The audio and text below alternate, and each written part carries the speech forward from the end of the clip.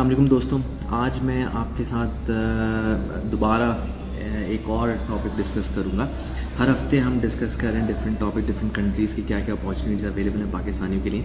आज के टॉपिक में मैं अपने दोस्त उसैद अहमद सिद्दीकी को इनवाइट कर रहा हूँ और हम कनाडा पहले भी डिस्कस कर चुके हैं सलीम लखानी के साथ, हारिस मसूद के साथ, और आज हम फिर से जो है वो डिस्कस करेंगे कनाडा।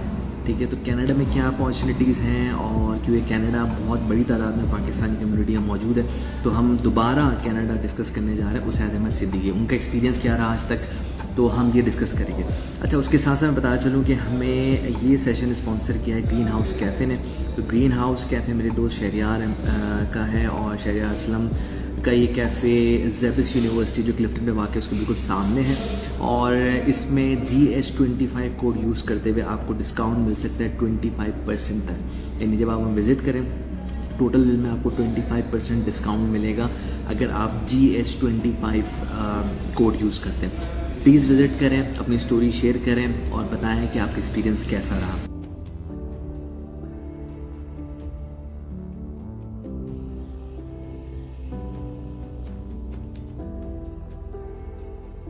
अच्छा, ये बताओ कि कल्चरल कोई शॉक मिला? हमने टेम्परेचर डिस्कस कर लिया है, कल्चर भी एक होता है, या इतने पाकिस्तानी थे, खाना पीना तो बता ही चुके हैं, सलीम ही बता चुके हैं कि काफ़ी कोई मसला नहीं है। हारिस भी एम्फसाइज कर रहा था ये कोई टाउन है या एक मॉल टाइप का जहाँ सब चीज़ें मौजूद है। कोई कल्चरल बैरियर आया या कोई खाना कोई मिस करने का फैक्टर आया? नहीं यार, क्योंकि यहाँ इमिग्रेंट ड्रिवन कंट्री है। इमिग्रेंट्स कब से आ रहे हैं? लाइक माय चाचा मूव्ड इन 95, तो वो 95 से यहाँ सेटल है। और इमिग्रेंट्स तो कब से आ रहे हैं यहाँ, पुरानी जनरेशन भी है, नई जनरेशन भी है। तो लाइक जब हम एयरपोर्ट पर आए थे, रफली 30% स्टाफ देसी था इंटरेक्शन पॉइंट ऑफ व्यू से। यानी जिस ऑफिसर ने मेरी और मेरी फैमिली की PR एप्लीकेशन में प्रोसेस की, ही वॉज एन इंडियन। वो हमसे बीच बीच में जो है हिंदी में भी बात कर रहा था। सेम गोस वो कस्टम्स लेवल पे भी, जब हम कुछ डॉक्यूमेंट्स, क्योंकि होता है कि अगर आपको बाहर से अपना सामान ट्रांसफर करना है तो उसके लिए कस्टम्स की क्लियरेंस लेनी पड़ती, तो वहाँ पे भी एक देसी मौजूद था स्टाफ। तो एक आपको automatically you become at ease जब आप यहाँ लैंड करते हैं। तो इट्स नॉट लाइक कि आपको कोई कल्चरल शॉक उस तरह से मिलेगा। प्लस एक ओंटारियो प्रोविंस जो है वो मेजोरिटी ऑफ इमिग्रेंट्स जो है वो वहीं पे आना पसंद करते हैं। लाइक अगर मैं जनरल एग्जांपल लूँ तो लेट्स अज्यूम जैसे अगर 100 लोग यहाँ कनाडा में लैंड करते हैं तो 10 एल्बर्टा जाते हैं, 10 ब्रिटिश कोलंबिया जाते हैं, 80 जो है वो ओंटारियो में लैंड करते हैं। तो ओंटारियो इस हिसाब से जो एक मेल्टिंग पॉट है, उस हिसाब से कि ज्यादातर इमिग्रेंट्स यहाँ पर आ रहे हैं, तो जॉब पॉइंट ऑफ व्यू से भी, या फिर ये कि अगर हम मार्केट्स में भी जा रहे हैं। अब ये एक इत्तेफाक की बात है कि like you interviewed Haris and Salima as well, हम तीनों एक ही टाउन में रहते हैं, मिल्टन में। यानी जब मेरा पहला घर था तो सलीमा से एक गली छोड़ के था। तो मिल्टन के अंदर भी यही है कि पाकिस्तानी पॉपुलेशन अराउंड 30 to 40% है of the total population. Like आप किसी भी मोहल्ले में चले जाएं, 3 से 4 घर जो है वो पाकिस्तानियों के होंगे। और हमारे टाउन से जो है तकरीबन 20 मिनट की दूरी पे है मिसिसागा, जो सबसे जिसे कहते हैं देसियों के पॉइंट ऑफ व्यू से एक हब है, कि वहाँ देसी बहुत ज्यादा है।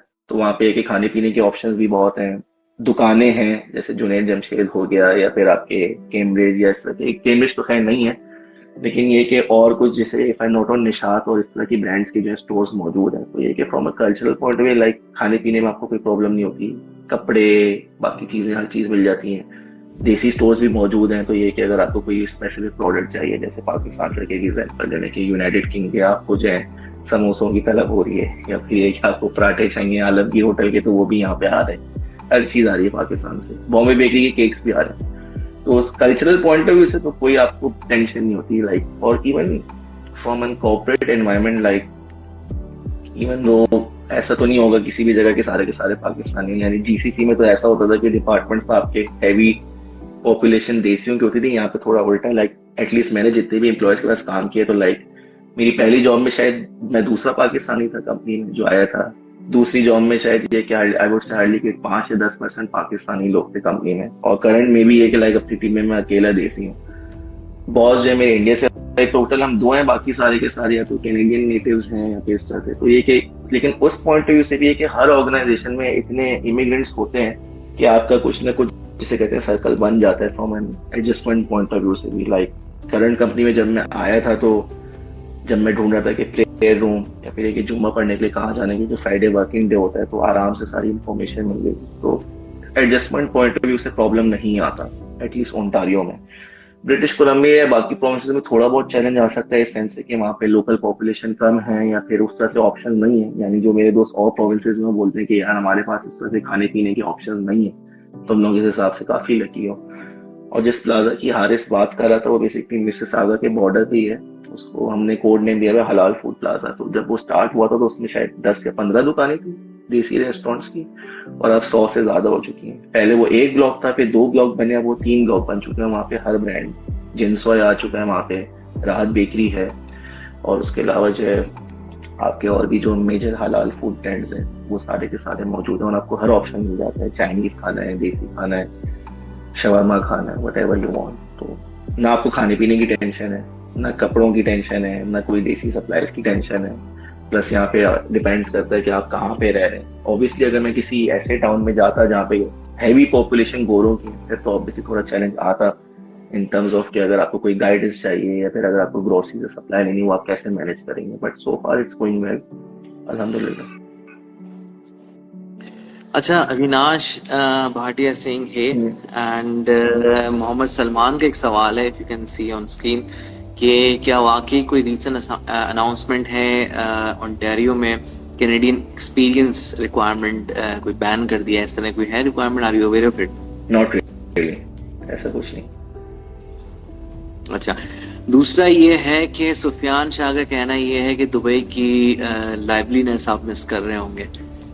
फॉर श्योर, क्योंकि अगर मैं एक एग्जांपल हूँ तो Dubai is like Karachi in the sense कि अगर आप रात 1 या 2 बजे भी निकले तो आपको नाइट लाइफ मिल जाएगी। You can dine out, you can explore stuff, even कुछ दुकानें भी खुली होती हैं। यहाँ पे ऐसा नहीं है। इट्स मोर लाइक के पुराने वक्तों में जैसे था इस्लामाबाद या लाहौर का कल्चर के रात हुई तो सब बंद हो जाता है। और उसका एक ड्राइविंग फैक्टर ये यहाँ पर है कि भाई एम्प्लॉयज को भी तो अपनी फैमिली के साथ टाइम स्पेंड करना है, तो why should be open late. तो अगर मैं मिल्टन की एग्जांपल दूं तो यहाँ पे ज्यादातर दुकानें जो हैं वो 8 बजे तक बंद हो जाती हैं। 9 तक कुछ होटल्स खुले होते हैं, वो भी बंद हो जाते हैं। तो ये कि अगर आपको कुछ रात में खाने का मूड हो रहा है, then you have to go all the way to Mississauga. वहाँ पे कि कुछ रेस्टोरेंट ऐसे हैं जो 1-2 तक रात में खुले होते हैं।